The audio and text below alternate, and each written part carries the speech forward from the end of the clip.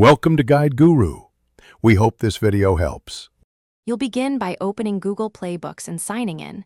This links purchases and preferences to your account.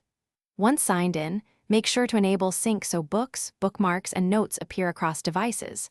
Tap Settings and grant storage and network permissions so the app can download files and save highlights.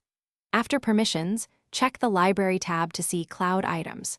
If a book doesn't appear, pull down to refresh the list and confirm you used the same Google account. Next, search or browse to find books you want and tap a title to open its details. This shows sample, price, and format.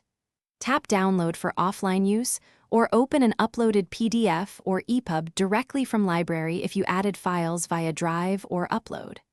Once books are in your library, create collections to organize by topic or priority.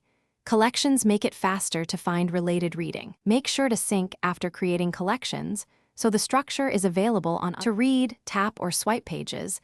Adjust font, margin, and background in view settings for comfortable reading, and pinch to zoom on PDFs. When you find important passages, highlight and add notes. These sync and can be exported for study or sharing.